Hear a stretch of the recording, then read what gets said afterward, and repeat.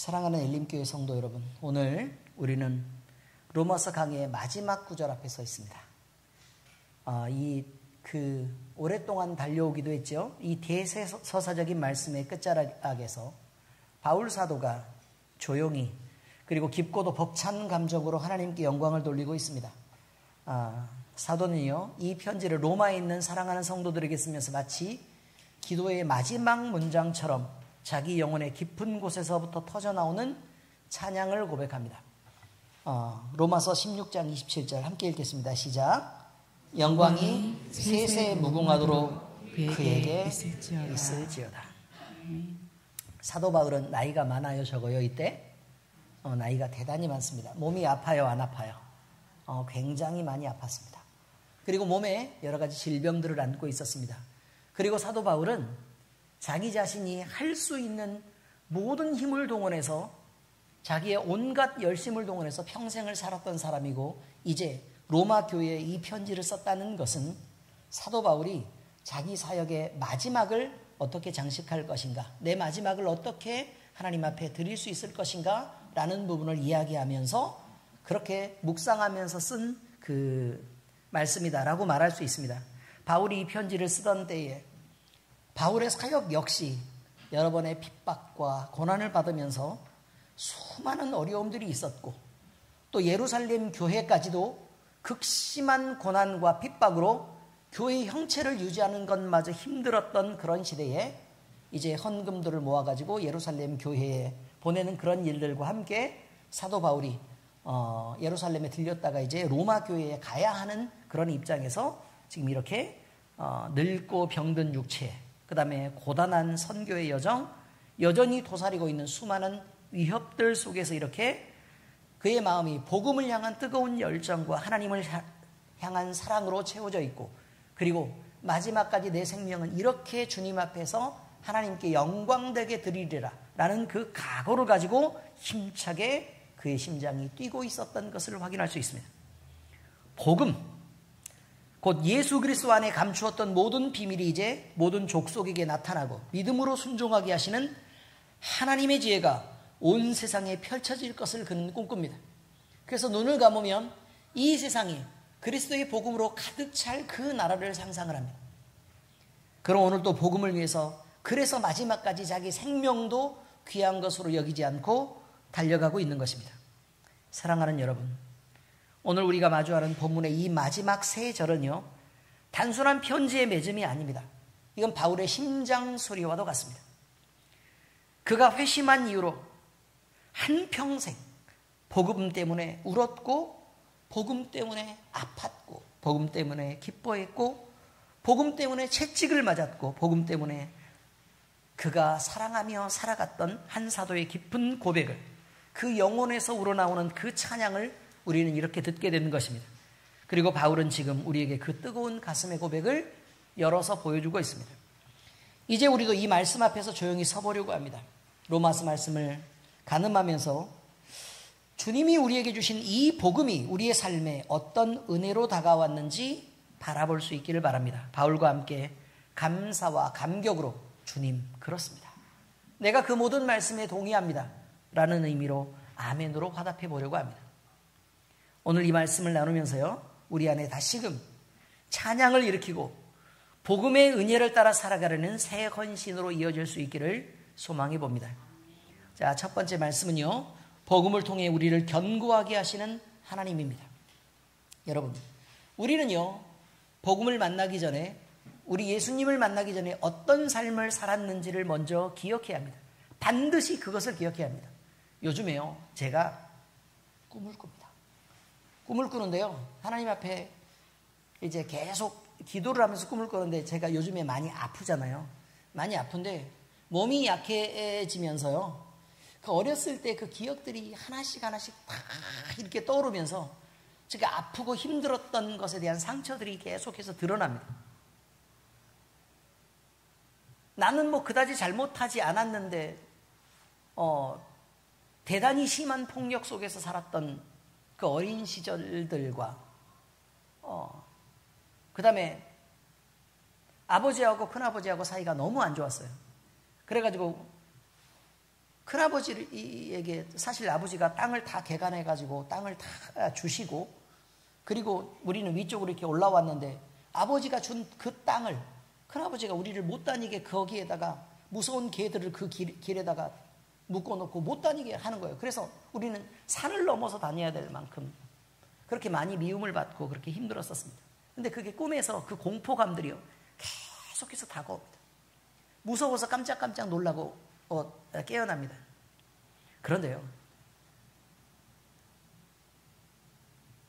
프로이드의 심리학에 따르면 유아 때 그 어린 시절에 미쳤던 그런 공포와 상처들이 어른이 되어서 그리고 그 마지막에 되어서 그 상처들이 감정으로 드러나고 그 사람의 성격을 결정한다고 말합니다.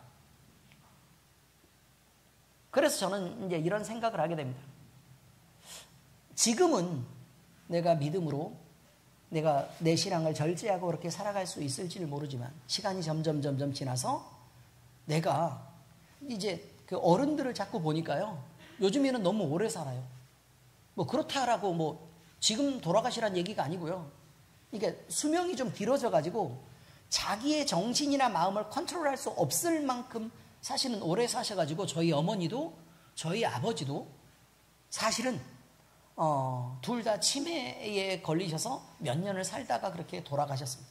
그런데 치매에 걸리니까 자기가 이성으로 컨트롤할 수 있는 그 범위를 넘어가게 되잖아요. 그죠? 그래서 어렸을 때 가졌던 그 폭력들이나 아니면 젊었을 때 그 가졌던 그 공포감들이 그냥 그대로 늙은 우리 아버지에게서 그냥 그대로 막 이렇게 밖으로 드러나는 걸 보았을 때 막 너무 가슴이 아픈 거예요, 이게. 그래서 하나님 앞에 제가 기도하기는, 하나님, 내 상처가 아직도 이렇게 깊은 데서 이렇게 가라앉아 있어서 몸이 약하고 또 내가 아프고 힘들어질 때 이렇게 점점 이게 뒤집어져서 점점 이게 꿈에서도 이렇게 나오고 그 극심한 공포 속에서 내가 이렇게 붙잡혀서 괴로워하는 그런 것이라면 하나님, 내가 그 내 인격을 다 잃어버리고 절제할 수 없는 때까지 가기 전에 주님 내 생명을 거두어 주십시오 라는 기도를 하게 됩니다. 그냥 그렇습니다. 뿐만 아닙니다. 그런데 이것이 주님 마지막이 아니기를 바랍니다. 저는 예수 그리스도의 복음이 이 아픈 마음과 상처를 충분히 다독거리고 그리고 깨끗이 싸매고 낫게 하실 것을 믿습니다.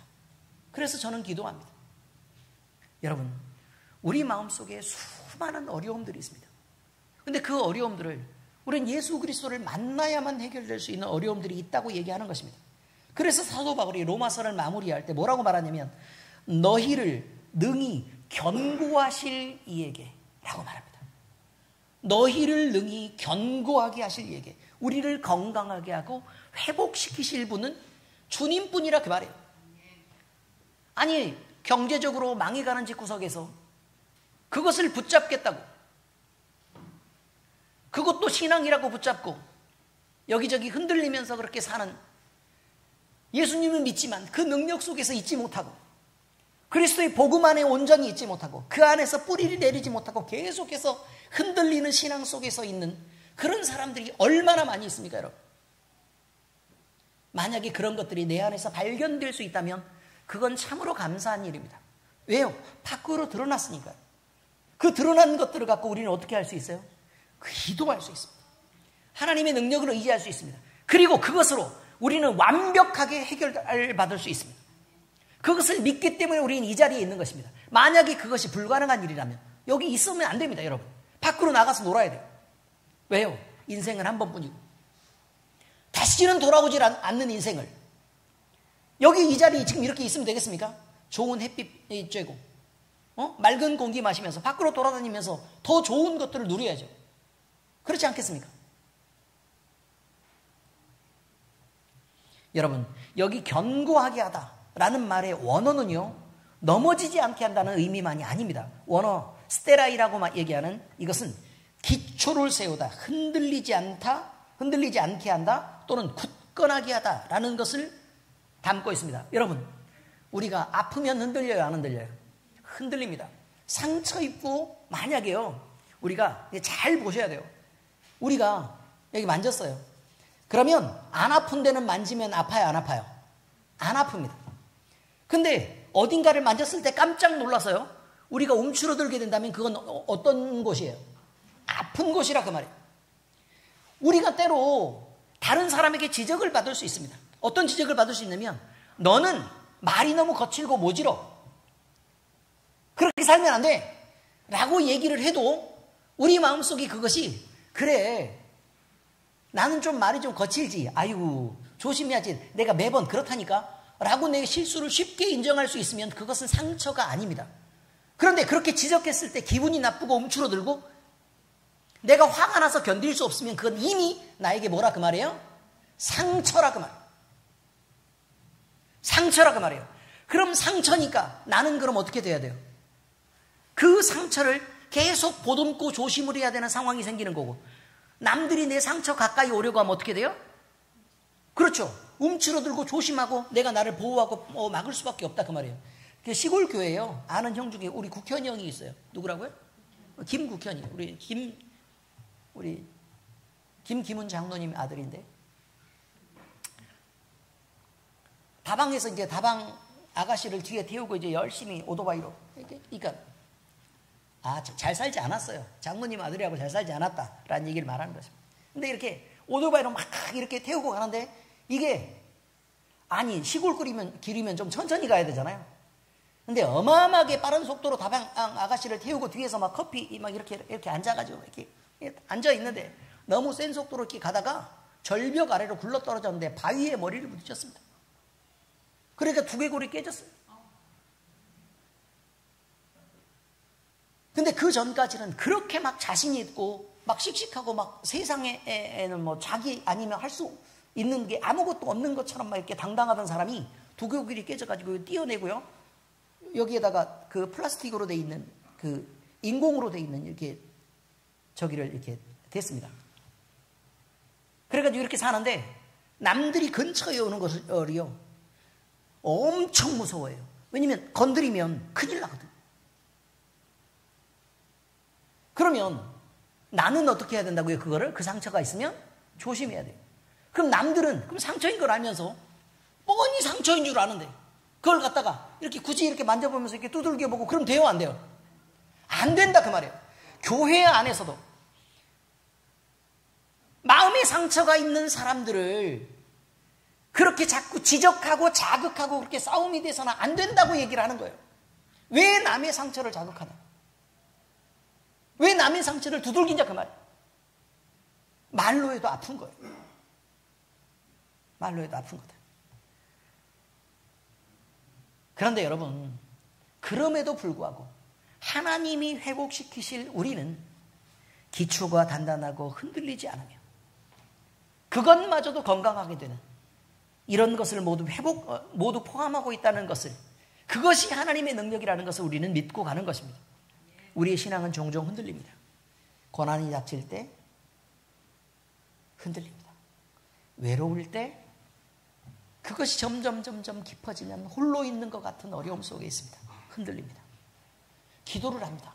내가 어려움 때문에 기도를 하는데 아무리 기도를 해도 주님은 대답이 없어요. 잡히질 않아.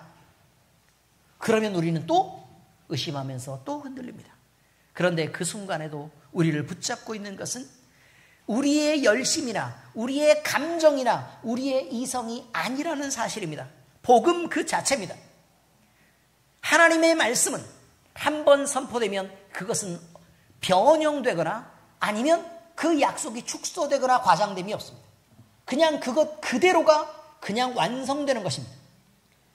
그러므로 예수 그리스도의 십자가와 부활, 또 하나님의 은혜, 이것은 우리의 영혼을 견고하게 세우는 기반이 될 수밖에 없습니다. 이것을 붙잡아야 됩니다. 우리의 감정으로 신앙한다고요? 틀린 것입니다. 이미 무슨 일이라도 발생하면 우리의 감정은 금방 흔들립니다. 누가 나한테 듣기 싫은 소리 한마디만 하면 금방 내 감정이 나빠진다는 거예요.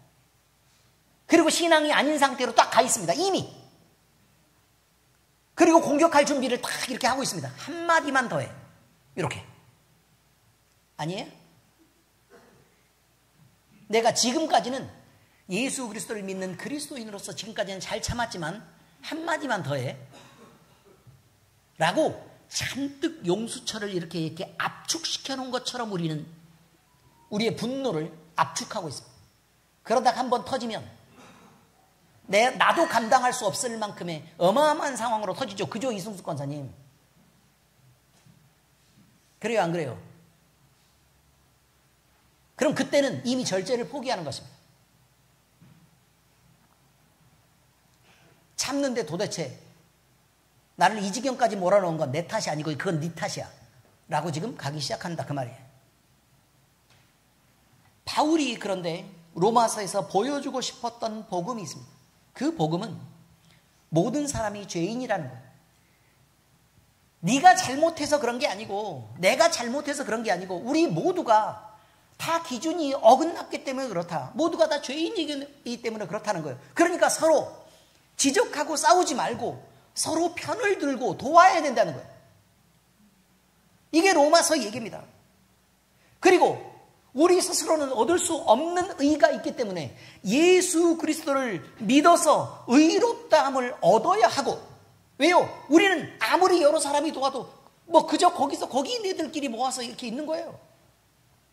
그러니까 예수님을 믿을 수밖에 없다는 것입니다.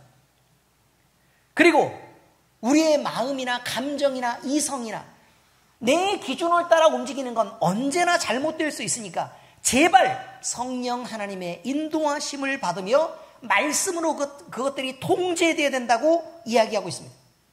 그렇게 살아야 죄의 종이 아니라 은혜 아래로 사는 삶으로 이끌게 되고, 그렇게 살 때 우리는 서로의 정죄함이 없는 자유하는 자리로 우리가 인도된다라고 그렇게 말하고 있는 것입니다.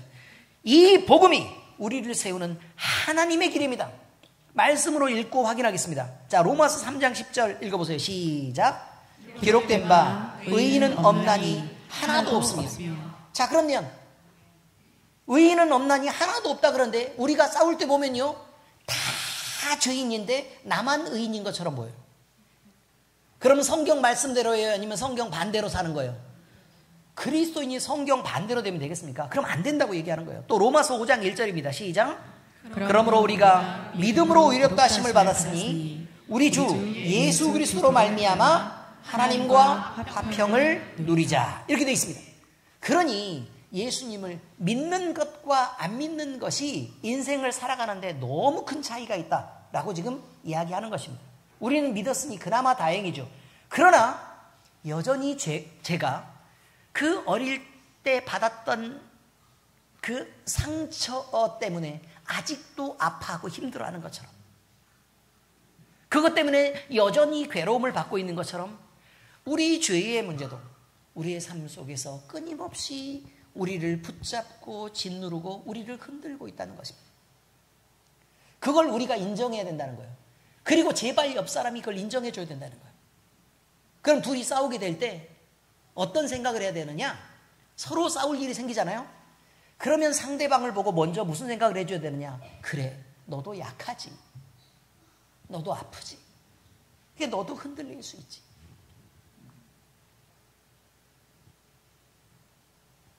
지금 나처럼 말이다. 아시겠습니까? 지금 누구처럼요? 지금 연약한 나처럼, 지금 부족한 나처럼 너도 그럴 수 있지.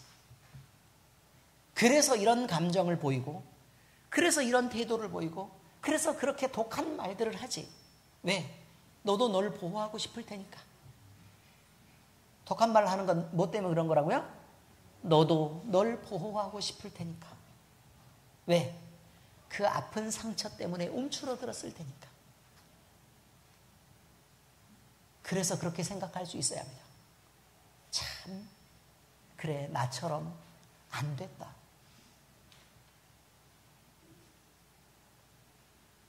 나처럼 너도 참 안 됐다. 그러니 우리 서로 편을 들어야 한다. 이런 말이 되지 않겠습니까? 로마서 6장 14절입니다. 시작. 죄가 너희를 주장하지 못하리니 이는 너희가 법 아래 있지 아니하고 은혜 아래 있습니다. 보세요. 서로가 이해하고 용납하고 또 그렇게 되면 우리는 죄 아래 있는 사람들이 아닙니다. 서로 은혜 아래에 있어서 서로 돌보고 편들어주는 사람들이 될 거다. 그런 말입니다. 그러니 이런 모습의 교회가 되어야 바람직하지 않겠습니까? 로마서 8장 1절입니다. 시작. 그러므로 이제 그리스도 예수 안에 있는 자에게는 결코 정죄함이 없나니 너 옳다 그르다를 말하지 않는다는 얘기입니다. 그래, 너도 안 됐지. 너도 불쌍하지. 그래, 너도 힘들지. 너도 약하지. 라고 얘기해야 된다 그 말이에요. 너도 나처럼 참 많이 속상했겠구나. 너도 나처럼 참 많이 상처 입었겠구나. 말로 행동으로 많은 사람들에게 너도 참 많이 치였겠구나 라고 말할 수 있어야 한다 그 말이에요. 이 복음이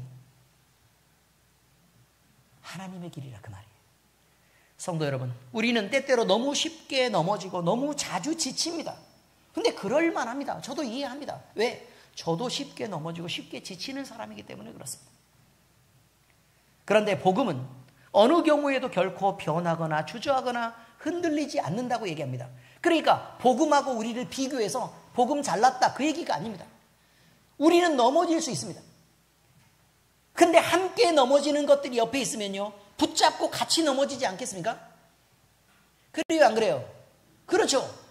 자, 여러분, 우리 넘어질 때요, 막 미끄러질 때, 그럼 우리가 산길을 가다가요, 미끄러질 때 뭘 붙잡습니까? 나무 붙잡죠. 왜요? 걔는 버티고 있잖아요. 그러니까 붙잡는 거죠. 우리 그 생각을 하자 그 말이에요. 복음이 그렇다는 것입니다. 복음은 넘어지지도 않고 흔들리지도 않고 제자리에서 꼼짝하지 않습니다. 그러니 우리가 혹시 흔들릴 때 어떻게 하면 돼요? 나무를 붙잡는 것처럼 복음을 붙잡으면 된다 그 말이에요. 우리가 미끄러질 때 어떻게 하면 안 다쳐요? 복음을 붙잡으면 안 다친다 그 말입니다. 우리가 굴러떨어질 때 어디에 걸리기만 하면, 복음에 걸리기만 하면 그냥 살아날 힘이 생긴다 그 말이에요. 바로 그런 것을 얘기하고 있습니다. 그러면 우리는 우리 자신을 바라보지 말고 늘 복음을 바라보고 살아야 됩니다.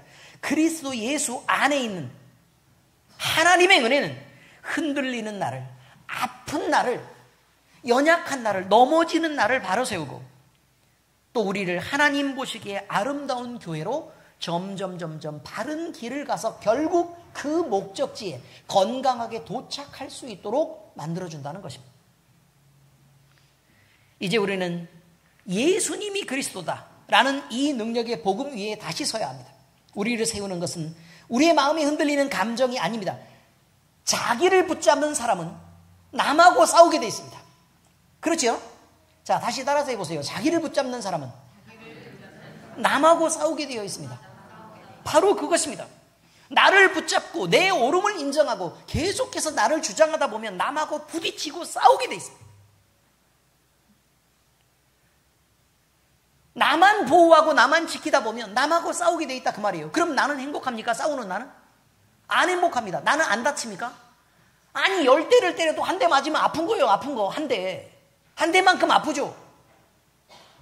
100대를 때려도 한 대 맞으면 어떻다고요? 한 대만큼 아픈 거라고요. 남이 아프고 자시고 한 건 둘째치고. 근데 이상하게 5대 때리고 5대를 두들겨 맞았어요. 그러면 많이 아프겠죠. 근데 상황이 약간 불리해. 2대 때렸는데 9대 맞았어. 그러면요, 많이 아파요. 그러니까 그렇게 살지 마시라 그 말이에요. 서로 두들기면서 살지 마라. 우리를 붙잡지 마라. 왜? 우리는 흔들리기 때문에, 우리는 약하기 때문에, 우리는 넘어지기 때문에 붙잡지 말라는 것입니다. 흔들리는 감정으로 붙잡지 말고 하나님이 우리를 붙드시고 복음의 감동이 우리를 붙잡고 이끄신다는 이 진리를 마음 깊이 붙들고 오늘도 흔들리는 세상 속에서 흔들리지 않는 믿음의 삶을 걸어가시기를 예수 그리스도의 이름으로 축복합니다. 두 번째 이야기입니다. 감추인 복음을 나타내신 하나님의 지혜입니다. 자, 다시 읽겠습니다. 시작. 감추인 복음을 나타내신 하나님의 지혜. 여러분, 이 복음 아무나 아는 거 아닙니다. 우리만 아는 거예요. 얼마나 귀하냐 그 말이에요. 우리만 아는 거예요. 여러분, 영화가 있습니다. 영화가 있는데 거기 갑자기 또 제가 여기 올라오기 전까지 생각했습니다. 올라와서 잊은 것입니다. 그렇게 머리가 나쁘지 않습니다. 생각났습니다. 인디아나 존스. 뭐라고요? 인디아나 존스. 이용구 집사님 뭐라고요? 인디아나 존스. 여기 인디안인 줄 아는데 아닙니다. 이름이 그렇습니다. 인디아나 존스. 인디아나 존스가요, 영화가 나올 때마다 뭘 찾아다녀요? 고대 유적과 보물을 찾아다닙니다. 맞죠? 고대 유적과 보물을 찾아다녀요. 그런데 어떤 고대 언어의 비밀을 풀면 거기에 뭐가 나오는 거냐면 힌트가 나와요. 그리고 나서 그 지도를 알 수 있게 됩니다. 여러분, 이 지도가 모든 사람에게 공개되기를 바랍니까? 아니면 자기만 알아야 됩니까? 자기만 알아야 됩니다. 그래야 보물이 자기 것이 됩니다. 보물 지도는 그래서 보물 지도라는 거예요. 자, 그런데 하나님께서는 우리를 위해서 보물 지도를 그려놓으셨는데 그것이 바로 성경이라는 것입니다. 그래서 뭐라고 말하느냐? 영세 전부터 감추었던 것, 비밀인 것. 그래서 어쩔 수 없이 예수님이 말씀하실 때도 얘네는 모르고 네만 알아들어야 돼? 라고 얘기를 하면서 뭐라고 얘기한다고요? 비유로 말씀하셨다. 이렇게 얘기한다고. 비유로 말씀하셨다. 누구는 알면 안 돼요? 이쪽은 알면 안 돼. 그리고 누구만 알아야 돼? 이쪽 우리 편만 자 알아듣고 그렇게 깨달아야 돼. 심지어 그 비유를 얘기해 놓고 멍청이들이 못 알아들으니까 어떻게 했어요? 저녁 때 와가지고 다 해석해 줬어요. 그랬었다 그 말이에요. 근데 우리는 더 멍충이라 해석한 것을 써놨어요. 몇 번을 읽고 설명을 그렇게 듣고 그렇게 열심히 막 설교하고 강조해도 평생 동안 반복하는데 그 비밀을 알아가기가 어려운 우리는 더 심각한 멍충입니다. 아멘? 주여라니까요. 여러분, 창세기부터 말라기까지 하나님은 수많은 그림자와 예표를 통해 예수 그리스도를 예표해 오셨습니다. 그런데 그 구체적인 실체는 오직 예수 그리스도 안에서만 드러납니다. 왜요? 본체가 누구니까요? 예수님이시니까. 이제 그 계시의 감추인 비밀이 실체가 되어서 사람들 앞에 나타났습니다. 본문에 이제 나타나신 바 되었으며 되었다는 현재형입니까? 과거입니까? 그래, 과거형이에요. 이제라고 말하는데 지금 보니까 이미 이루어진 일이라 이 말이에요. 아시겠어요? 이루어진 일이다 이 말이에요. 이 표현은 바울의 영혼 깊이에서 나오는 감격을 담고 있습니다. 이야, 결국 이루어졌구나. 이건 구약시대 그 수천 년 동안이나 하루 이틀도 아니고 여러분 수천 시간만 기다리라 그래도 우리는 힘들어요. 수천 분 또는 수천 초를 기다리라 그래도 힘들다고요. 그런데 구약 사람들은 수천 년을 기다렸는데 못 만나고 죽었어요. 자기 생명은 얼마 되지도 않는데 뭐 병원이 발달한 것도 아니고 뭐 약이 발달한 것도 아니지 않습니까? 기다리다 죽었단 말이에요. 그리고 그 다음 세대, 그 다음 세대, 그 다음 세대 다 죽었어요. 근데 사도 바울이 생각해 보니까 어떻다고요? 아니 그 비밀이 이제 나타나가지고 내가 직접 그것을 논으로 본 바 됐고 내가 주님을 만났고 그래서 헌신할 수 있게 됐고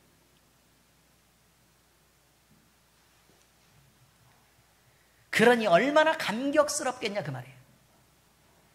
그 많은 사람들이 꿈꿨던 그리고 상상하고 바래왔던 그 일들이 이제 결국 우리에게는 이루어진 일이라 그 말이에요.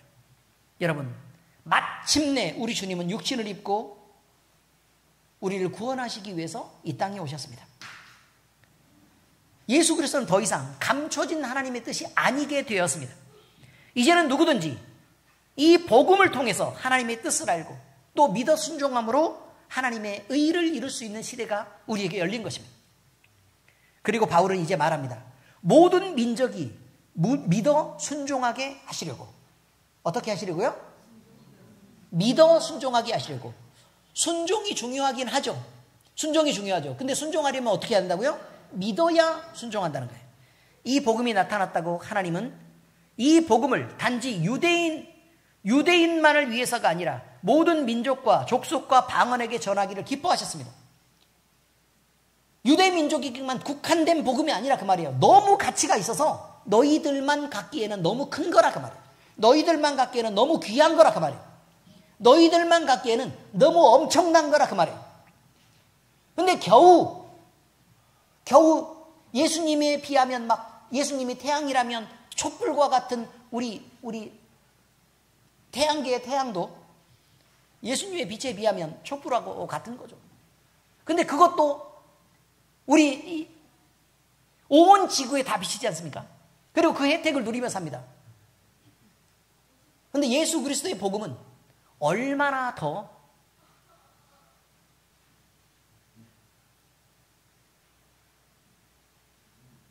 만민에게 비춰지고 전달되어야 옳은 것인가, 이 말입니다.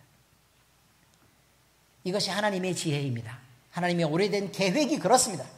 복음은 민족과 언어 그리고 세대를 넘어선 전 인류를 위한 하나님의 메시지라는 사실을 기억하셔야 됩니다. 성도 여러분, 이것이 하나님의 지혜가 맞습니다.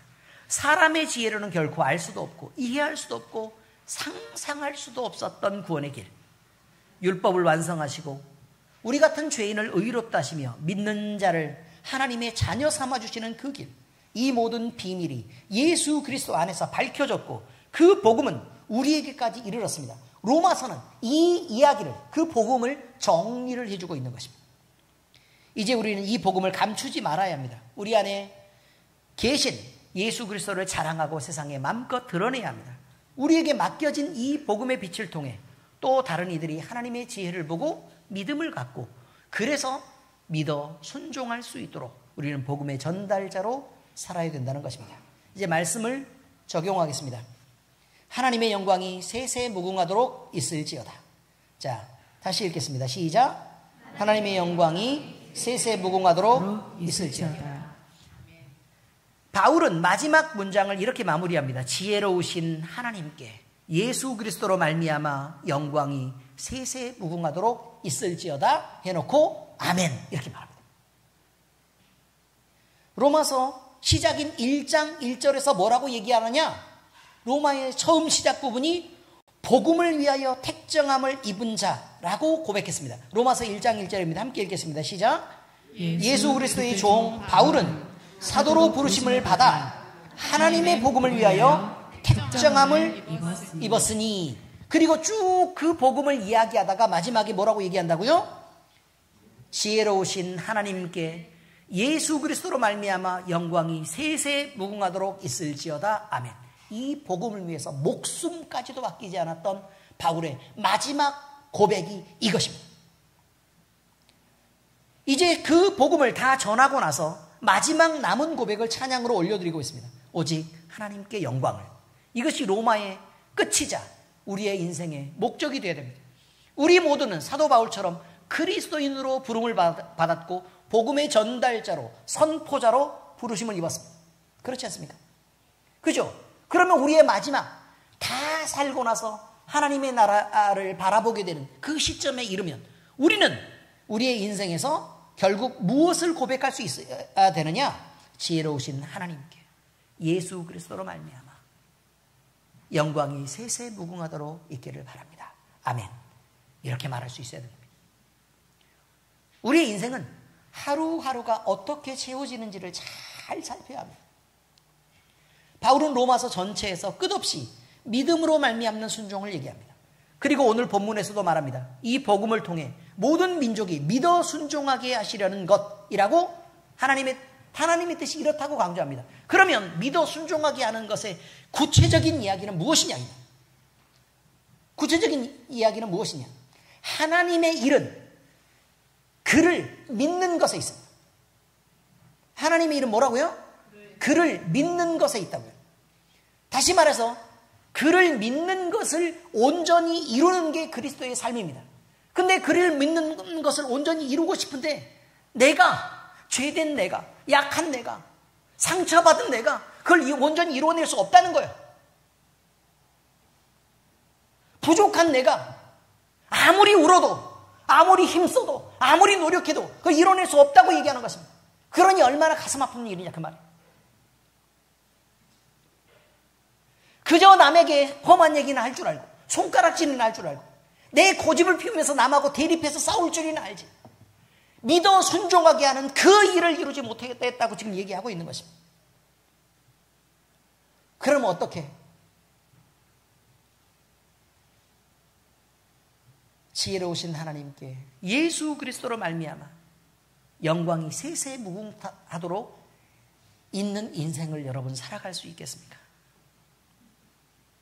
순종은요, 하나님께서 원하는 지식이 충만한 교인을 얘기하는 게 아닙니다. 말씀 앞에서 겸손하게 반응하며 그 말씀 앞에서 그 말씀을 따라가는 순종을 의미합니다. 복음으로 말미암아 구원을 받은 자는 그 복음의 말씀에, 하나님의 말씀에 순종하면서 살아가야 하고 또 그렇게 살아가게 되어 있다라고 성경은 얘기합니다. 무엇을 의지하면요? 성령 충만해서 그 가르침을 따라 살면 그렇게 되어 있다. 그리고 이렇게 드려지는 순종은 하나님께 올리는 영광이 된다는 것입니다. 그러니까 우리가 하나님의 말씀을 따라 살고 예수 그리스도를 온전히 믿는 일에 성공하면 우리 하나님께 세세무궁하도록 영광이 되는 그런 인생을 살아가는 것이죠.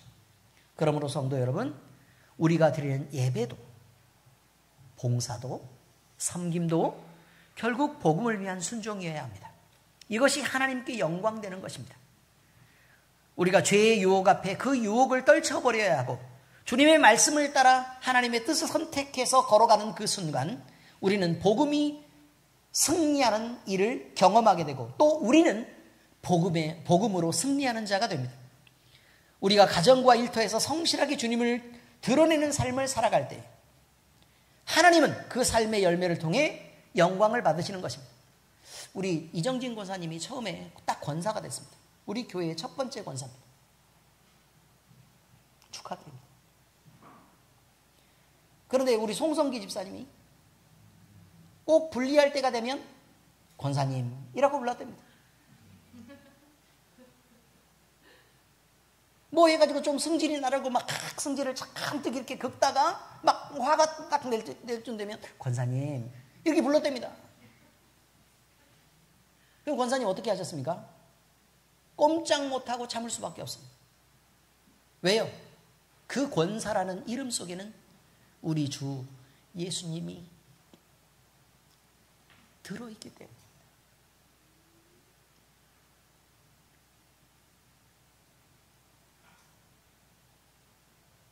우리가 세상에 나가서요, 사람들하고 막 부딪히며 살아갑니다. 근데요, 많은 사람들이 우리가 엘림교회 교인이라는 걸 드러나는 걸 싫어합니다. 왜 그럴까요? 성도라는 이름 속에, 그리스도인이라는 이름 속에 누가 들어있기 때문에? 예수님이 들어있기 때문에 그렇습니다. 우리의 행동이 주님을 욕먹이고 우리의 행동이 주님을 부끄럽게 하는 일이기 때문에 그렇습니다. 그렇게 살지 말아야 합니다. 하나님의 영광을 위해서 우리가 그렇게 살고 혹시나 우리가 막 착한 일을 했다면 근데 막 축구에서 막 골 넣고 막 우승하고 막 이렇게 됐을 때 막 그라운드에 가가지고 막 무릎 꿇고 막 기도를 하면서 먼저 하나님께 영광을 올려드립니다 이렇게 얘기하는 사람들은 뭐 때문에 그러겠어요? 그 이름에 그 승리에 주님이 있다는 걸 드러내고 싶어서 그런 것입니다. 부끄러우면 그렇게 하겠습니까? 자랑스러우니까 그렇게 하죠. 근데 죄 짓는 데 가가지고 막 술집 가가지고 한 잔 막 딱 하고 거나하게 취했는데 근데 교회 다니신다면서 장로님이세요?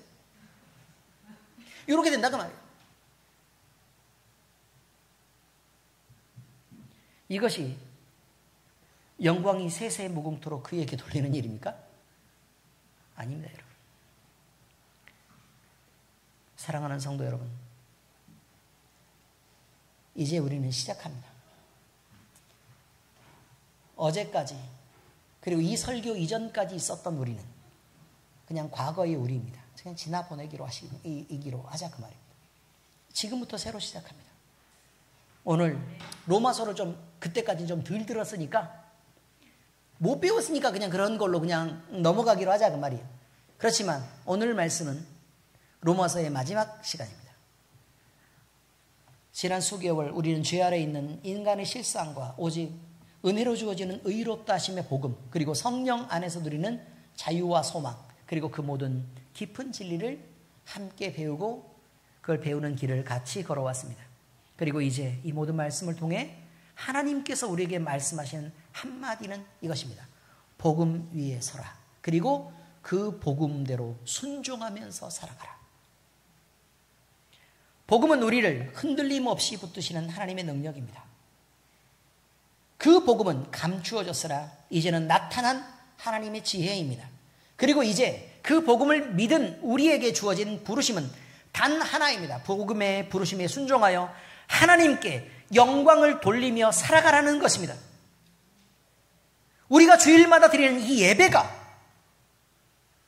우리가 가정에서 드리는 작은 기도들이 우리가 한 사람들을 섬겨내는 그 사랑의 손길들이 그리고 말싸움을 하면서도 참아내는 그 인내가 다른 사람들을 이해하려고 하는 그 이해와 공감이 다 하나님의 영광을 위한 우리의 삶의 고백이 되시기를 소망합니다. 그리고 우리의 마지막 순간에 마지막에 주의 나라를 바라보면서 하나님의 영광을 바라보면서요. 하나님의 영광이 세세 무궁토록 있기를 바랍니다. 아멘. 이라고 고백할 수 있도록. 그리고 그런 인생의 마무리를 할 수 있는 사람들이 되시기를 바랍니다. 로마서의 말씀을 이제 우리 마음에 새기고 이제는 복음의 사람으로 세상 속의 복음의 삶을 살아가기를 바랍니다. 로마서를 마칩니다. 주님의 은혜가 오늘도 우리 모두와 함께 하시기를 빕니다. 기도하겠습니다. 하나님 아버지, 우리는 죄인이고 약하고 온전하지 않습니다. 그렇기 때문에 우리는 많이 상처를 받고 넘어지고 다치며 아픕니다. 아버지 하나님, 이런 우리가 다른 사람들을 볼 때에도 너도 나와 같이 아프구나. 너도 나와 같이 약하구나. 너도 나와 같이 불쌍하구나. 너도 나와 같이 안 됐구나를 생각할 수 있도록 주여 인도해 주시옵시고 우리 마음의 긍휼함을 가지고 오직 예수님께서 베풀어 주신 그 사랑과 하나님께서 우리를 구원하시기 위해서 베풀어 주신 그 놀라운 은혜의 복음을 붙잡고 우리가 평생 살아갈 수 있도록 주여 인도해 주시옵시고 그리스도인이라는 이름을 또 성도라는 그 귀한 이름을 받았사오니 아버지 하나님이여 우리의 이름 안에 예수님이 계시는 걸 우리가 늘 생각하게 하시고 그 예수님께 영광을 돌리며 하나님께 영광되도록 우리의 인생을 살아드릴 수 있게 하시옵소서. 그래서 우리의 인생의 마지막 때에 하나님의 나라를 바라보는 그때에 오직 모든 영광이 하나님께 있기를 바라고 또 우리의 인생을 통해서 하나님께 온전한 영광이 돌려졌기를 기대하는 귀한 우리의 삶의 고백이 있어지도록 주여 우리를 인도하여 주옵소서. 살아계셔서 역사하시는 우리 주 예수 그리스도의 이름으로 감사하며 기도드리옵나이다. 아멘.